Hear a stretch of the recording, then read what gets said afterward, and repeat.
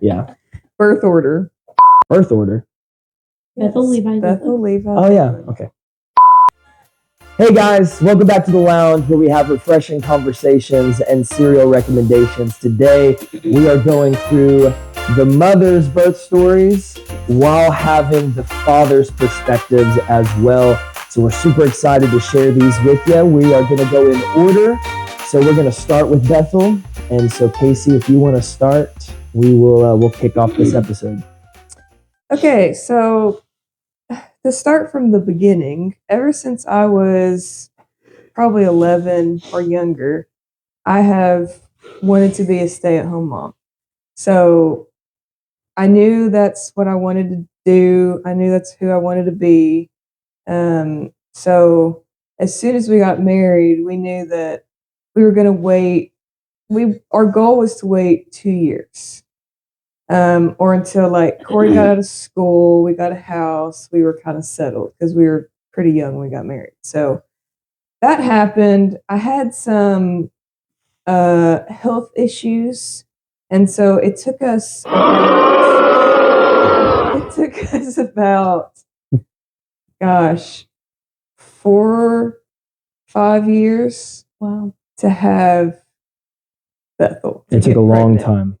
So let's see, we got married in 2018. We had her in 2022. So yeah, it was so we were trying for a good year and a half. Yeah, because it was 2020 because we were in our first house when we really started. And so, I mean, there's a whole conversation in itself. You expect something to go a certain way, which we'll get into your roles, but it's quite the opposite.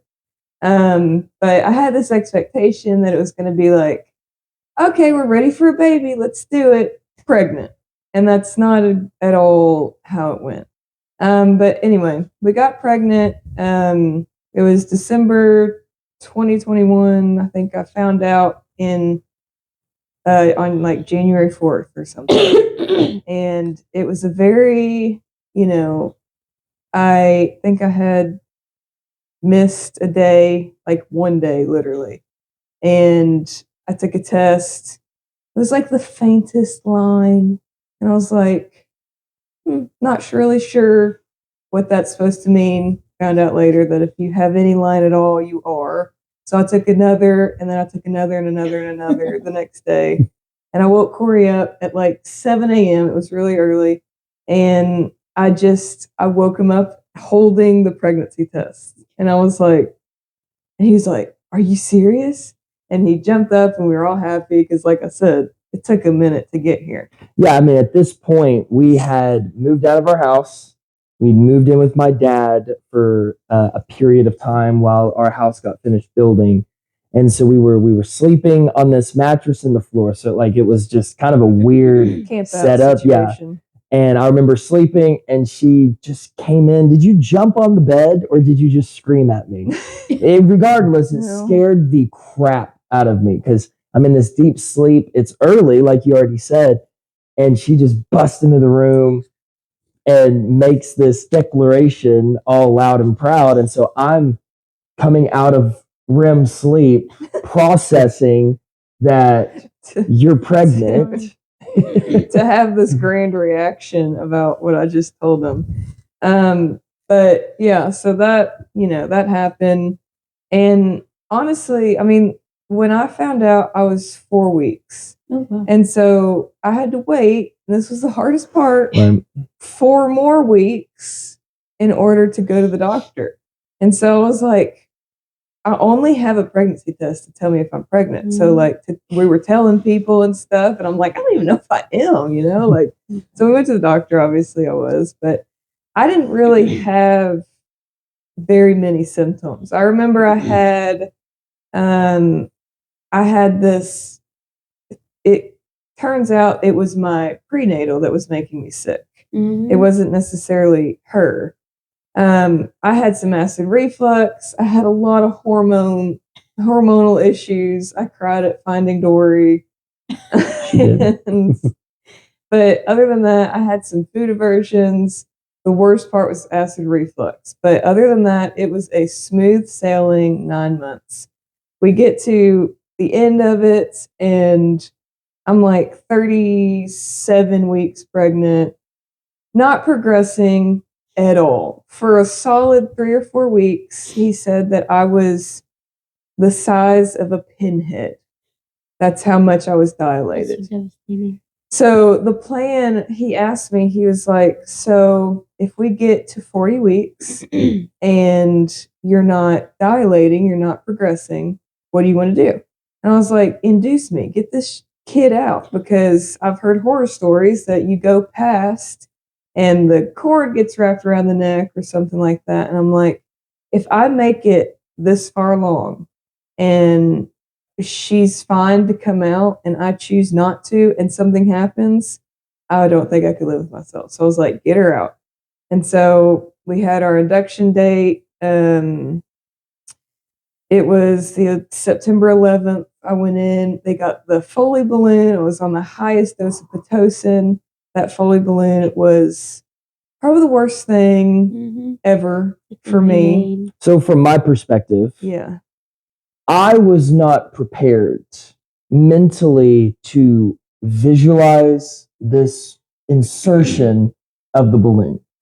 It was the more the forceps that kind of shook me a little bit, because like I'm just there on the chair, just like watching, and not to go into too much detail, but Yeah. I see the insertion of the forceps. All I see is forceps and crank. and then the removal of the forceps, and then The color of the forceps before and after. Yeah, Oh. and it was like it was like a murder movie. There was there was so much, and it shook me, because I'm like, I don't do well with pain. You all already know that. Yeah, we know. But even thinking about her pain made me woozy. And it was, I would have chosen the epidural for that part. Really? Like, if they were to offer something like that, looking back on it, I would be like, yeah. Why didn't y'all give me something for that Right. part? Because I remember they did that graphic thing and I went black. Like, the room, my ears went ee, and I couldn't see anything. And they the alarms were beep, beep, beep, beep, beep, because I was hooked up to all the stuff. Yep. And they laid me back. And for a solid 5 minutes, I could not see anything.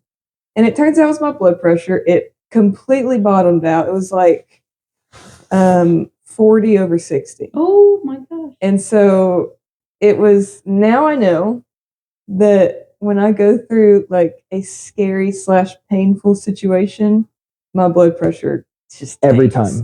time. So the whole hospital stay, pretty much up until she was born, that alarm was going off. My blood pressure was not being stabilized. But anyway, the Foley balloon happened. They put it in probably 10 p.m. and it came out around 2 or 3 a.m. And I was dilated to a 4, a 3. Oh. So they pull it out of 3, and she's like pulling it out, kind of thing. And so it comes out, and I try to go to sleep or whatever. I wake up at like 7 a.m. Doctor comes in. I'm still at a 3. He breaks my water. Which was pretty cool to see. Yeah. I will say. That was So cool. were you nothing whenever you went in? Nothing. So you were Pinhead. still a pinhead. Pinhead. When you went. Yes. And that's one of the reasons I was, like I said, induced. So I was at a 3 at this point. He breaks my water, and then I just labor pretty much all day. They give me Demerol, which was the best thing in the entire world. Is that the stuff that made you float? Yes. It like completely, I could feel things, but it was almost like laughing gas. It made me feel like I didn't care. It was amazing. I could rest on it. I went to sleep. And so that was at like 7 a.m. They checked me throughout the whole day. I'm at like a 4. Okay. So I get my epidural around 3 p.m. probably. because the contractions were just getting to where I couldn't handle them anymore. And so I had these really horrible contractions. I get the epidural, can't feel a thing. The contractions in my mind pretty much went away, and it pretty much it didn't stop my labor, but it slowed it down a lot. So 24 hours, well, 12 hours, I guess, come up on him breaking my water. So it's like 7 p.m. at this point. And I'm at a 3 still. So I'm laboring for 24 hours on the highest dose of Pitocin. They've done the Foley balloon. He's broken my water. He's literally given it his all, and my body is just not progressing at all. And so he tries to he puts something up there to try to track contractions. Yes, I got that too. Yeah. So I don't know what that was, but I really wasn't even contracting at this point. So my body was like not wanting to have this baby right now. And then he figured out that my hips, not this way, but front to back, was too small for her head. And he then was like, so she wouldn't fit through anyway. Her head is beginning to swell. I've broken your water 12 hours ago, which is coming up on the point where, you got to get her out at this point. And you've been laboring for 24 hours on the highest dose of Pitocin. We got to do something here.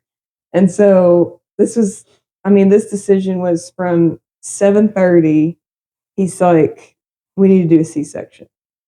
And I was like, I felt a lot of guilt with that because I was so scared to push out this baby. I was like, I don't know if I can do it. Like, I'm so scared, like from the horror stories that every birth is different, And then when he told me that I wouldn't have the opportunity to do that, I felt so guilty. I was like, why was I scared? Now I don't even get to experience it. And so I cried and I had my little, pity party. And it was, at the end of the day, you want a healthy baby, but you also kind of want your birth story to go the way you want it to go. Yeah. So that conversation happened at 7:30. They get me prepped and ready. They wheel me back to the C-section surgery room. And then I'm on the table and he starts pinching my stomach. And I'm like, the pediatrician is talking to me, and I'll never forget. I'm like, I'm so sorry. I can feel you pinching me. Like, that's what I tell my doctor. And he's like, wait a second, you can feel this? And I'm like, yes, I can feel that. And he's like, okay, so they do a few things, and he pinches me again, and I'm like, yep, I can still feel it.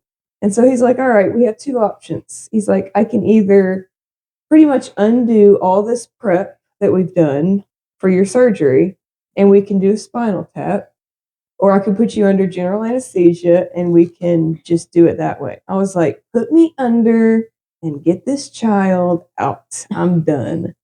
And so do you want to tell how you were feeling? Yeah. So, to Casey's point, right? We had prepped. Like, I was in my scrubs. I had my hat on. Casey was like, we were ready. I had my phone out. Like, we were ready for the birth. And then when Casey said she could feel that, the moment she decided to go under, that turned into surgery.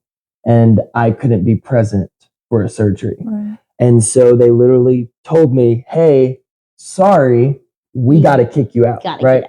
And so this is my first child. I had these plans of at least recording, and so I asked the nurse, I said, hey, can you record this for me? And she's like, yeah. So I did a voice record and I handed her my phone and she recorded it. It was great, but I got kicked out. So there was a little desk right outside the door. So like you exit the operating room, and there was a little reception desk that I sat at, so I'm just sitting there and I'm waiting and I can still hear, it wasn't soundproof. And I remember calling her mom, and I remember saying like, hey, they're going to put her under, so they kicked me out. I don't have any updates because I'm not in the room. I'll let you know. But while I was talking to her mom, I heard this belting cry.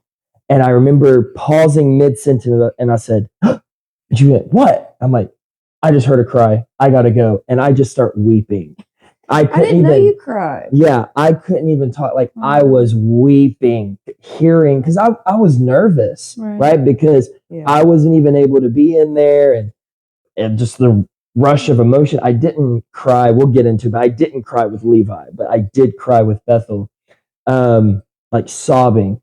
And I remember they brought her out all swaddled and everything, like didn't get bathed, like fresh out of the womb, and gave her to me. And I'm just looking at her, and the first thing I noticed was her nose. The very, very first thing I noticed was her nose. And I just remember looking at her and I'm like, what's next? What do we do now? And so we went to the little bathing area in the hospital back in the NICU. And I still have videos of the initial bathing and the weighing and everything. And so that's happening. She was born at 8:24, 23, I think, p.m. So it was a very fast from we're going to have a C-section to her being born. Right. So this happens at, like I said, 8:23. She comes out. The next thing I remember is waking up in the most amount of pain because they're pressing on my stomach and they're doing that whole thing. Oh my gosh. Worst part of a C-section. But anyway, I don't lay eyes on her until I think 11:30. 10:40. Yeah. I mean, 11. So late. She was born for a solid 3 hours before I even got to meet her.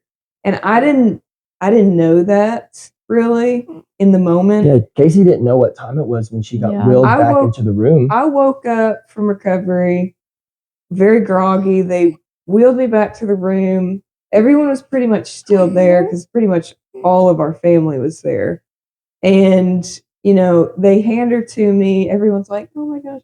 And I look at the time and I see an 11 and I'm like, what time is it right now?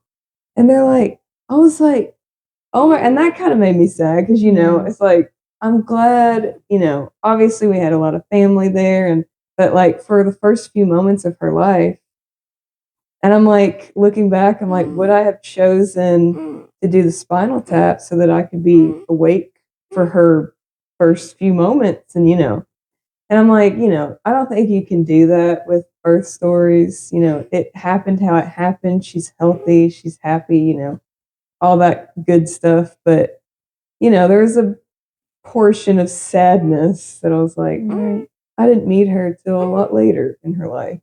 3 hours. Yeah, I couldn't imagine. But 3 hours, a lot happens in 3 hours. Yeah, right. So that was a little bit of a sad part. But now she's born and everything was great. And I mean, the C-section was not what I wanted, like I said, but